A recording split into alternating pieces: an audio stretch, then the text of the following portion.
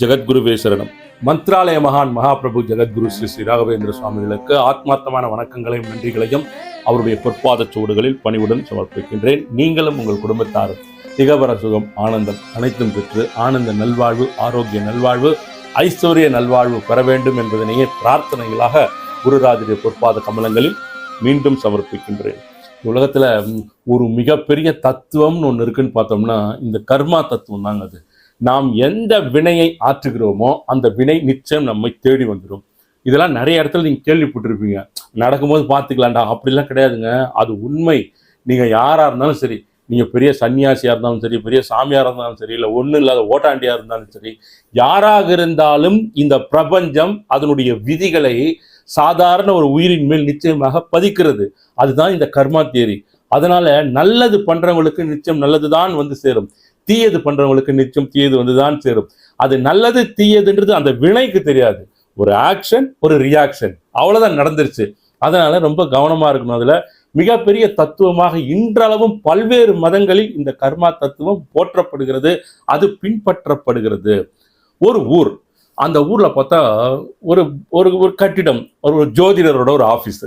அந்த ஆஃபீஸ்ல நிறைய பேர் உட்கார்ந்துட்டு இருக்காங்க. களை கட்டிடுச்சு காலையிலேயே. எல்லாம் பாருங்க, எதிர்காலத்தை பத்தி தெரிஞ்சுக்கணும் இல்லையா? நாளைக்கு என்ன நடக்க போகுது, அடுத்த மாசம் என்ன நடக்க போகுது.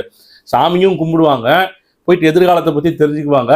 கிராஸ் ரூட்ல எதனா போலாமா, எதனா ட்ரை பண்ணலாமா, இது பண்ணாகுமா அது பண்ணாகுமான்னு சொல்லிட்டு முயற்சி பண்ணுவாங்க. இதனால ஒன்றும் பாதகம் கிடையாது. ஏதோ அவரவர்களுடைய வாழ்க்கை திருத்திக் கொள்வதற்காக ஏதேதோ முயற்சியில் ஈடுபடுகிறார்கள்.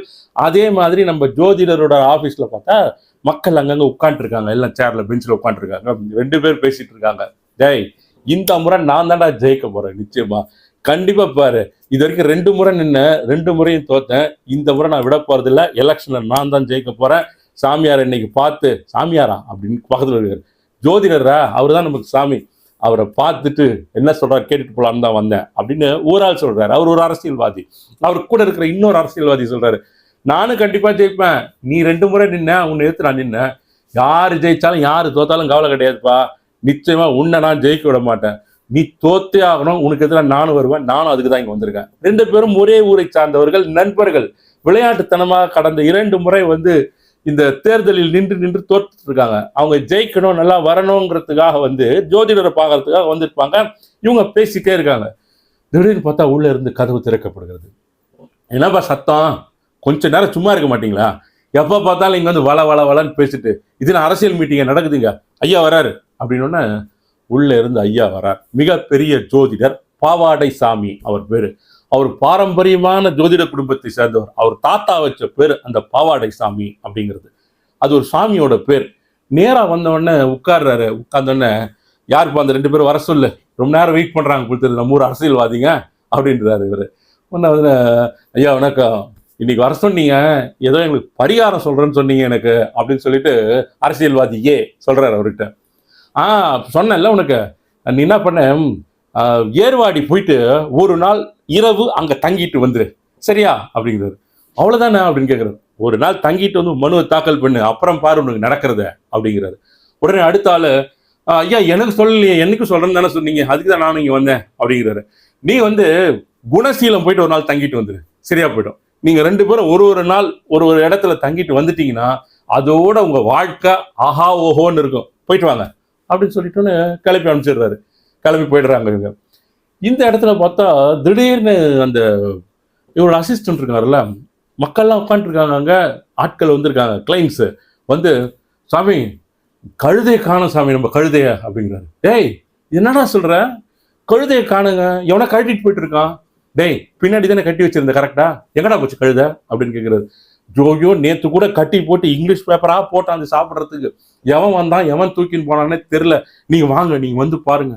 டேய் கழுதை இல்லைன்னா என்னால ஒண்ணுமே பண்ண முடியாதரா, இந்த கழுதையை நம்பிதானா என்னுடைய வாழ்க்கையே போயிட்டு இருக்கு இது வரைக்கும் அப்படின்னு சொல்லிட்டு பாவாடை சாமி ரொம்ப நொந்து கொண்டு, அவர் மிகப்பெரிய ஜோதிடர், அவர் ஸ்கெட்ச் பண்ணாருன்னா யாருமே அதுல இருந்து தப்ப முடியாது, அக்யூரேட்டா எக்ஸாக்டா பார்த்து சொல்லிடுவாரு. உங்களுக்கு இந்த இடத்துல இந்த மாதிரியான பாதகம் இருக்கு, சாதகம் இருக்கு, இந்த பக்கம் போகலாம், இந்த பக்கம் போக கூடாதுன்னுட்டு அவரே அவருடைய ஜாதகத்தை ஒரு முறை பார்த்து, கழுதை வச்சிருந்தா அவருடைய வாழ்க்கை மேல வரும், அப்படிங்கிறத வந்து ஃபைண்ட் அவுட் பண்ணார் அவருடைய ஜாதக கட்டங்களின் அடிப்படையில்.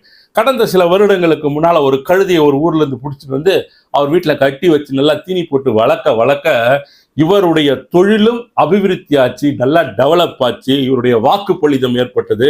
பெரிய வந்து ஒரு விஐபி ஜோதிடராக மாறி போயிட்டார் அவரு. திடீர்னு இல்லைன்னு என்ன ஆகும், நேராக போய் பார்த்து ரொம்ப கவலைப்படுறாரு. டேய், நான் வந்து இன்னைக்கு யாருக்கும் சொல்ல தயாரா இல்லை, எனக்கு மூடே சரியில்லை, கழுது இல்லைன்னா என் உயிரே போன மாதிரி, என் உசிரே கழுத மேலே தான் நான் வச்சிருந்தேன், அது இருந்ததுனால தான் என்னால் நல்லா சொல்ல முடியுது, இவ்வளோ பணம் செல்வாக்கு பங்களா கார் எல்லாம் வந்து கழுதையால தான் வந்தது, நான் இனி என்ன பண்ணுவேன்னு தெரியாது, எங்கன்னா தேடி கண்டுபிடிக்கணும், எல்லாரும் போயிட்டு முதல்ல கிளப்பி அனுப்ப வெளியே, நான் இப்போ யாரையும் பார்க்க தயாரா இல்லை, அப்புறம் காரை ரெடி பண்ணு, நேராக போய் நம்ம குருஜியை போய் பார்க்கலாம் அப்படின்னு சொல்றாரு. இவருக்கு வந்து ஒரு குருஜி இருக்காரு, அந்த குருஜியை போய் பார்ப்பாரு. ஏன்னா இவர் ஒரு மூமெண்ட்ஸும் குருஜி தான் ஆசீர்வாதம் பண்ணுவார் இவருக்கு. அந்த குருவை பார்க்க வேண்டும் அப்படிங்கிறதுக்காக கார் வந்து நேராக வந்து குருஜி நோக்கி போயிட்டு இருக்கு. ஆசிரமம் வர குருஜி வந்து ரொம்ப தங்கமான குருஜி, ஜோதிடருக்கெல்லாம் ஜோதிடர் அவர். அந்த மாதிரி பார்த்த உடனே வந்து எக்ஸாக்டா முகத்தை பார்த்து சொல்லிடுவார். அந்த மாதிரி ரொம்ப பெருமையான ஜோதிடர். போனோடனே நேராக நம்ம குருஜி வந்து ரொம்ப ஃப்ரீயாக தான் இருக்காரு, எந்த வேலையும் இல்லை, அன்னைக்கு உட்காந்துருக்காரு. உட்காந்துட்டு அவர் அங்கே இருக்கக்கூடிய புறாக்கள் மயில் இதுக்கெல்லாம் வந்து எதை தீனி போட்டுட்டு உட்காந்துருக்காரு. நேராக போனோன்னே வாப்பா வாட என்ன விசேஷம் அப்படின்னு கேட்குறாரு. சாமி ஒரு தப்பு நடந்து போச்சு சாமி அப்படின்றாரு.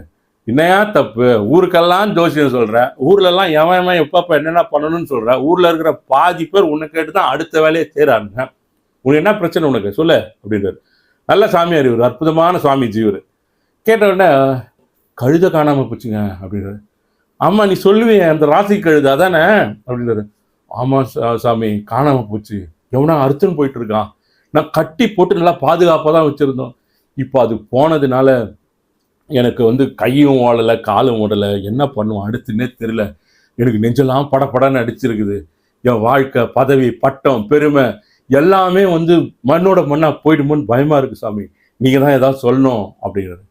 பாவாடை கொஞ்ச நேரம் உட்காரு, தண்ணி குடி, அந்த ஆளுக்கு முதல்ல தண்ணி குடி ஃபர்ஸ்ட் அப்படின்னு தண்ணி குடிக்கிறார் சுவாமிஜி. தண்ணி கொடுக்குறாரு அவருக்கு, யாருக்கு, ஜோதிடருக்கு. அவர் அசிஸ்டன்ட் வந்து தண்ணி கொடுக்குறாரு. கொடுத்த உடனே நீ வந்து கழுத போயிடுச்சுன்னு கவலைப்படுற, அது ஏன் போச்சுன்னு உனக்கு தெரியாது எனக்கும் தெரியாது, நீ போயிட்டு நாளைக்கு வா இந்தா அப்படின்னு சொல்லிட்டு பக்கத்துல இருந்து கொஞ்சம் பிரசாதத்தை கொடுத்துட்டு தீர்த்தத்தை கொடுக்குறார். நீ போயிட்டு நாளைக்கு வா சாமி கழுத வந்துருமா அப்படின்னு கேட்குற. கழுத வரும், ஏன் நீ கவலைப்படுற, நீ போயிட்டு வா, எல்லாத்துக்கும் ஒரு காரியம் இருக்கு, இப்போ நீ ரொம்ப பதட்டத்தில் இருக்க, இப்போ உனக்கு என்னால் நான் எதனா சொன்னால் கூட உன்னால் அதை வந்து அதை கேட்டு கிரகிச்சிக்க முடியாது, நீ கிளம்பி போ அப்படிங்கிற. சரி சாமி நான் போயிட்டு வரேன் அப்படின்னு சொன்னோன்னா போயிட்டு உடனே மறுநாள் விடிஞ்ச உடனே எப்போவுமே ஒரு சென்டிமெண்டலாக நம் குருவை பிரார்த்தித்து கொண்டிருந்தாலும் இறைவனை பிரார்த்தித்து கொண்டிருந்தாலும் சென்டிமெண்டலாக ஒரு விஷயத்தில் இருக்கோன்னு வச்சுக்கோங்க, அந்த சென்டிமெண்டல் விஷயத்துல தான் நம்மளுடைய முழுமையான அர்ப்பணிப்பு கவனம், நடக்கும் விஷயங்கள் எல்லாம் அதன் மூலமாகத்தான் நடக்கிறது அப்படின்னு ஒரு விஷயத்தை நீங்க சென்டிமெண்டலாக நம்பிட்டீங்கன்னா அதுலேருந்து வெளியில வர்றது அப்படிங்கிறது ரொம்ப கடினம். அது வந்து ஒரு சிறை, ஒரு விலங்கு, அதற்கும் மேலாக குருநாதர் இருக்கிறார், அதற்கும் மேலாக தெய்வங்கள் இருக்கிறார்கள் அப்படிங்கிறது வந்து நம்ப தயாராக இருக்காது அந்த மனசு. அந்த மாதிரி சிக்கல்ல ஊருக்கெல்லாம் ஜோதிடம் சொன்னா கூட நம்முடைய பாவாடை சாமி அவர்கள் வந்து தன் கழுதை போன உடனே அப்செட் ஆகி உட்காந்துட்டாரு. மறுநாள் பொழுது விடுதுன்னா வேகமாக வர்றார் பாவாடை சாமி. குருஜி ஆசிரமத்துக்கு வர்றாரு. குருஜி பார்க்கணுன்னு உள்ள போங்க பார்க்கலான்னு. குருஜி ஒரு விஷயம் கேள்விப்பட்டீங்களா நீங்க அப்படின்னாரு. நான் கேள்விப்பட்டேன், நீ சொல்லு அப்படின்றாரு. பாருங்க குருஜி, நம்ம கழுதை வந்து நம்ம வீட்டில் கட்டி வச்சிருந்தோம், நம்ம ஊர் ஒருத்தர் கொள்ளக்காரன் ஒருத்தர் இருப்பானே உங்களுக்கு தெரியும்ல, இப்போ கூட ஆயுள் தண்டனை கொடுத்தாங்களே, ஆயுள் தண்டனை விதிச்சவன் ஜெயிலேருந்து தப்பிச்சு வந்து இந்த கழுதை ராசி கழுதை இதை எடுத்துன்னு போய் வச்சுன்னா வாழ்க்கையில பெரிய ஆளா வந்துடலான்னு சொல்லிட்டு அவன் எத்தனை பேர் குடும்பத்தை நாசம் பண்ணியிருக்கான், எவ்வளவு பேர் கொலை முயற்சி பண்ணியிருக்கான், எவ்வளவு திருடி இருக்கான், எத்தனை பேர் வயிற்றுச்சல் கூட்டியிருக்கான் குருஜி. அவன் நம்ம வீட்டுக்கு வந்து எப்படி நான் வச்சிருக்கிற ராசி கழுதையை கையில வச்சிருந்தா வாழ்க்கையே மாறிடும்ட்டு வீட்டுக்கு வந்து அந்த கழுதையை அறுத்துட்டு மலை மேல இருக்கிற ஒரு மண்டப கோயில கட்டலான்னு கூட்டிட்டு போயிருக்கான். அந்த மலை மேல யாரும் போக மாட்டாங்க குருஜி, தெரியும்ல அந்த மண்டபம் உங்களுக்கு அப்படின்றான். தெரியும்ன்றாரு குருஜி. அங்க எடுத்துன்னு போகும்போது அந்த கல் இடறி அந்த பாறையில இருந்து மேல இருந்து கீழே விழுந்து அடிபட்டு மண்டை உடஞ்சி ஹாஸ்பிட்டல்ல குத்துயிரும் கொலையுமா இருக்கான் குருஜி. கழுத வீட்டுக்கு சேஃபா வந்துச்சு குருஜி அப்படிங்கிறார். குருஜி ஒன்றும் அதை பெருசா ரியாக்ஷன் பண்ணல. குருஜி அப்பதான் சொல்றார், பாவடசாமி நீ வந்து பக்தியுள்ள ஆள், நீ பக்தியா இருந்ததுனால, அதுவும் குரு பக்தியா இருந்ததுனால இங்க என்ன நடந்ததுன்னா, நீ ஆசாசியா வச்சிருந்த கழுத நேத்திக்கு என்ன நாள், நேத்திக்கு வந்து பொங்கனி உத்திரம் ஞாபகம் வச்சுக்கோ, பங்குனி உத்திரம் அப்போ அந்த கழுதை உன் கூட இருக்கக்கூடாதுன்றது விதி. இருந்திருந்தா உன்னுடைய உயிருக்கு ஆபத்து நேர்ந்திருக்கும். நீ பண்ண பக்தியினால அன்று ஒரு நாள் அந்த கழுதை உன்னிடம் இருந்து வெளியே கிளப்பப்பட்டது. அதுவும் அந்த தண்டனை யாருக்கு கிடைச்சிருக்கு? ஏமாற்றி பிறரை வஞ்சித்து பலருக்கு துரோகம் செய்து தண்டனை அனுபவித்து தப்பித்து வந்த ஒரு செயல்கள்லாம் செய்யாத ஒரு அயோக்கியன் அதை திருடின்னு போயிருக்கான். திருடின்னு போகும்போது அவனுக்கு கிடைக்க வேண்டிய தண்டனை விதி கொடுத்து விட்டது. உன்னுடைய புண்ணியம், நீ செய்த நல்ல காரியம், இதெல்லாம் அந்த கழுதையை ஒரு நாள் உன்னிடம் இருந்து பிரித்து விட்டது. இவ்வளவுதான். இதுதான் நீ வணங்கிய குருவுடைய அருளும் தெய்வத்தினுடைய அருளும். அதனால எதனா ஒன்று இருக்குது போயிடுச்சுன்னா உடனே போயிடுச்சுன்னு புலம்பி அப்செட் ஆகிட்டு மைண்ட் ஆஃப் ஆகாமல் எல்லாம் நடந்தது நன்மைக்காக தான் அப்படின்னு நினச்சிட்டு வாழ்க்கையை வாழ. பல பேருக்கு ஜோசியம் சொல்கிறேன், இதை தெரிஞ்சுக்க போகாது, போயிட்டு வா அப்படின்னு சொல்கிறார் குருஜி. உடனே நம்முடைய பாவாடை சாமி மகிழ்வுடன் கழுதை பார்க்க வீட்டிற்கு கழுதைக்கு தேவையான அதுக்கு என்னென்ன சாப்பிட வாங்கணுமோ அதெல்லாம் வாங்கி எடுத்துகிட்டு போகிறார். இதுதாங்க கதை. இது என்னென்னா, ஏதாவது ஒன்று நம்ம ரொம்ப ரொம்ப சென்டிமெண்டலாக வச்சுருந்துருப்போம், ஏதோ ஒன்று வச்சுருந்துருப்போம், ஏதோ சில காரணங்களால் நம்மை அறியாமல் நாமளே அதை கொடுத்துட்ருப்போம், இல்லை இழந்துட்டு இருப்போம். அது ஏதாவது ஒரு காரண காரியங்களால் நம்மை விட்டு அது விலகி போயிட்டு இருக்கலாம். எதுவாக இருந்தாலும் அதை பற்றிலாம் எப்பவுமே கவலைப்படக்கூடாது. அது நமக்கு இல்லை, நமக்கு வேண்டாம், உனக்கு கிடையாது, அது இருந்தால் உனக்கு இந்த பாதகம் ஏற்படும், அது உனக்கு உகந்ததல்ல, அது இன்னாருக்கு உகந்தது, இன்னாருக்கு கிடைக்க வேண்டியது அப்படின்னு சொல்லிட்டு தான் குருஜி அவர்கள் அந்த இடத்தில் உங்களுடைய வாழ்க்கையினுடைய கட்டங்களை மாற்றியிருப்பார். அவர் மிகப்பெரிய எடிட்டர் குருன்றவர். நீங்க குருவை தொடர்ந்து பிரார்த்திக்கும் பொழுது எந்த இடத்துல கட் பண்ணணும், எந்த இடத்துல புதுசாக ஆட் பண்ணணும், எந்த இடத்துல ரிமூவ் பண்ணணும் அவருக்கு நன்றாகவே தெரியும்.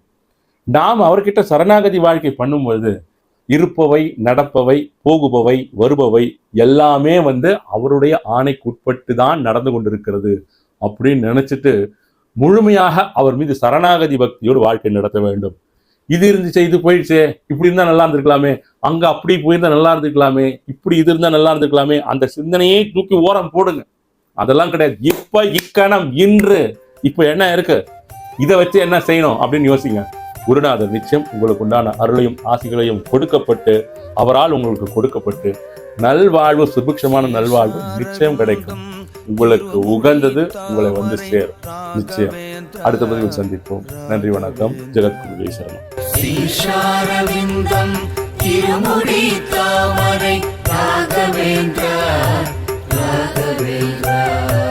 முகாரவிந்தம் திருமுகத்தாமரை ராகவேந்திரா ஸ்ரீ ராகவேந்திரா.